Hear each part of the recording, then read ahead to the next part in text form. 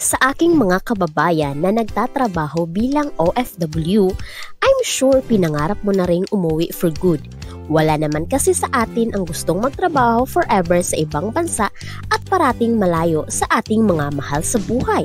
Kaya sa video na ito, gusto kong i-share ang mga pinaka-effective ideas at tips kung paano mag-ipon while you're working abroad.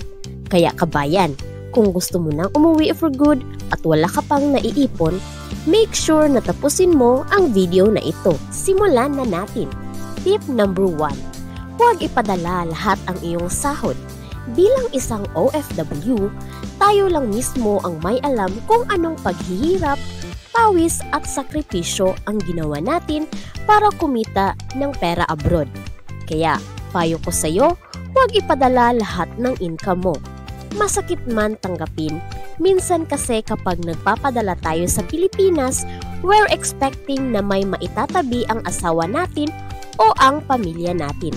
Pero ginagastos pala nila lahat ang padala mo.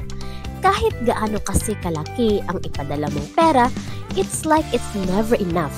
Yan po ang masaklap na katotohanan. Palaki ng palaki ang gastos ng iyong pamilya. Dumarami rin yung mga umaasa sa iyo. Si uncle, si auntie, si lolo at lola. Pati mga pinsan mo isama na rin natin. Kaya kahit hundreds of thousands of pesos pa ang kita mo, feeling mo kulang pa rin. Magpadala ka lang parati ng saktong halaga. Ilista mo lahat ng gastusin nyo sa bahay tulad ng tuition, allowance, pamalengke, kuryente, tubig, bayad sa bahay. Kung wala rin after computation, nasa 30,000 pesos, yan lang ang ipadala mo para matuto ang pamilya mong mag-budget. Pwede mo rin naman dagdagan para may extra silang pera. Basta ang importante, huwag mong ipapadala lahat ang pera mo. Lalo na kapag magastos ang pamilya mo sa Pilipinas. Ang tanong, Ate Marian, ano kung ang magastos naman ay si kabayan na nag-work abroad? Ito ang gawin mo. Tip number 2. Mag-open ng bank account only for your savings sa Pilipinas. Kung hindi mo mapigilang mag-shopping abroad dahil maraming sale at mga branded items, lalo na diyan sa Middle East countries. Naku, every month may sale dyan.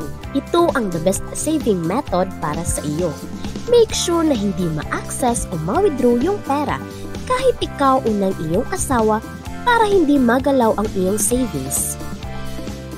Marami ng mga bangko ngayon ang may special accounts for OFWs at maaari mong ma-monitor ang iyong bank account online. Kung meron ka ng bank account sa ganito, every time na matatanggap mo ang mga sahod mo, itabi mo na ang budget para sa iyong sarili at perang ipapadala sa iyong pamilya. And the rest, diretso sa iyong savings bank account sa Pilipinas. Dahil sa hindi mo pwedeng i-withdraw ang pera sa iyong savings account, mapipilitan kang pagkasyahin ang anumang perang nakaalat sa iyong budget. Mahirap man sa una, at least pag uwi mo sa Pilipinas, tiba-tiba ka dahil sa dami ng laman ng bank account mo. Tip number 3. Ask the support of your family kung may naiiwan kang pamilya sa Pilipinas. Maging open ka at pag-usapan nyo ang financial matters. I-educate mo sila. Mas mainam na alam nila ang iyong mga goals para matulungan kanilang magtipid sa mga perang pinapadala mo. If they understand na hindi ka pwedeng forever bilang isang OFW, pamilya mo na mismo ang gagawa ng paraan para matulungan kang kumita ng pera, tulad ng pagtatayo ng business o any source of additional income. Sa ganitong paraan, mas mapapaaga ang iyong pag-uwi ng Pilipinas for good. Tip number 4. Isipin ang iyong short-term at long-term plans. Sa aking mga kababayan, ito ang isa sa pinaka-importante na nakakalimutan natin. Once na nakatungtong na kasi tayo abroad, we forget na tatanda rin tayo at hindi na natin kayang magtrabaho overseas. Magugulat ka na lang, 60 years old ka na at hirap ka nang bumalik dahil masakit na ang tuhod mo. Kaya, bilang OFW, you need to plan ahead. Ano ba ang goal mo bilang OFW? Ano ba ang gusto mong ma-achieve in 10 or 20 years from now? Sa iyong short-term goal, It's possible na gusto mong bayaran yung utang ng pamilya mo. Marami kasing ganyang kwento na naisanla raw ang kanilang lupa dahil sa hirap ng buhay sa Pilipinas. Ang iba naman ay nabaon sa utang dahil sa pagpapagamot sa kanilang magulang. Iba't iba ang ating kwento. Pero make sure na meron tayong goals, kabayan. Ano naman ang sa ating long-term goal? Baka ikaw yung gustong magkaroon ng negosyo para makauwi ka na for good. O baka naman gusto mong makapagpatayo ng bahay para sa iyong pamilya dahil sawa ka ng magbayad ng renta kada buwan. Kung na-identify mo na ang iyong mga goals, make sure na isulat mo yan sa papel o isa-save sa notes ng iyong phone. Once na may plan ka na at naisulat mo na, you'll have a clear picture kung magkano ba ang kailangan mong ipunin kada buwan to reach your financial goals. Tip number 5. Planuhin ang pagbakasyon sa Pilipinas. Hindi na bago ang homesickness sa ating mga OFWs. Samahan mo pa yan ng hirap ng trabaho abroad. Kaya minsan hindi natin naiiwasan yung feeling na gusto natin ang spontaneous na vacation sa Pilipinas.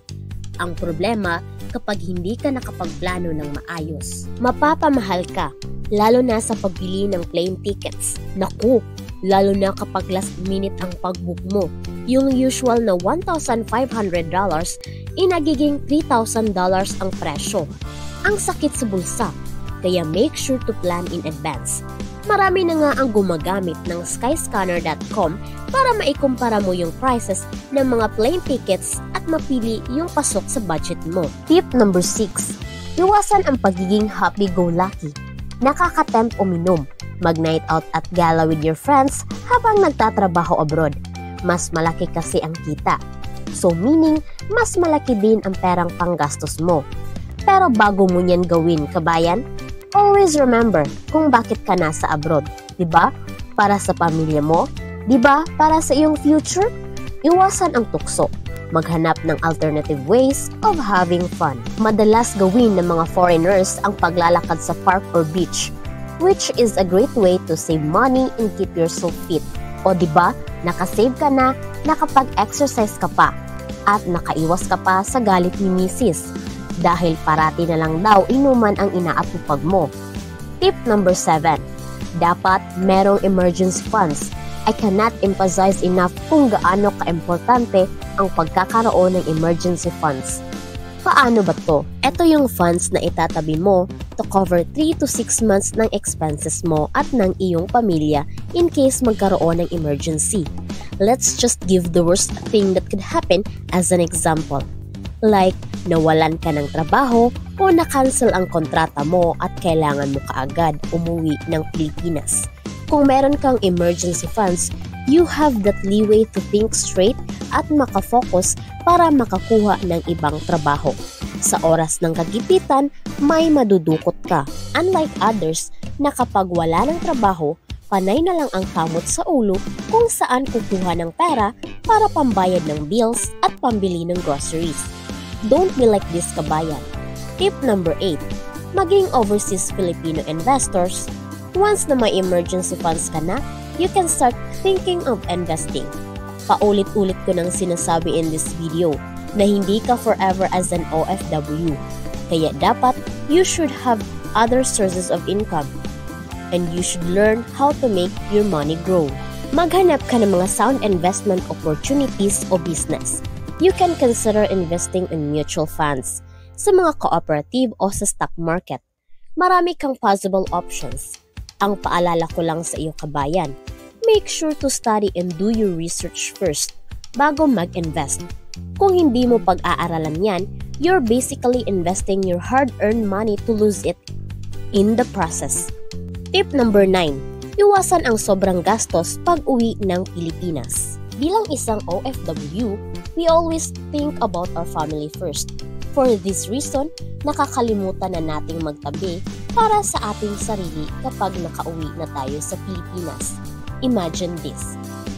Kung nagbakasyon ka ng once a year, sa tingin mo ba worth it yung gagastusin mo? Yung inipon mo ng isang taon para lang pakain at ilibre ang iyong pamilya at mga kaibigan? Worth it ba na ibili mo lahat ng inipon mo ng mga pasalubong? Kaya nga pag uwi natin sa Pilipinas, parang may piyesta, may palitsyon pa si Mayor. Pagkatapos ubusin ang pera ng ilang linggo, babalik na naman sa ibang bansa at malayo sa pamilya para mag-ipon ulit. Remember kabayan, may choice ka. The reality is, yung funds mo sa bank account mo, limited lang yan. Kaya bago ka gumastos, think twice at maging cautious sa paggastos. Bago natin tapusin ang video na ito, paki-comment naman kabayan kung anong ginagawa mo para makaipon. Para naman mabasa ng ating mga viewers at ma-inspire din sila na mag-ipon. Kung marami kang natutunan sa aming video at gusto mong ma-achieve ang financial success, make sure to subscribe sa aming channel for more videos like this.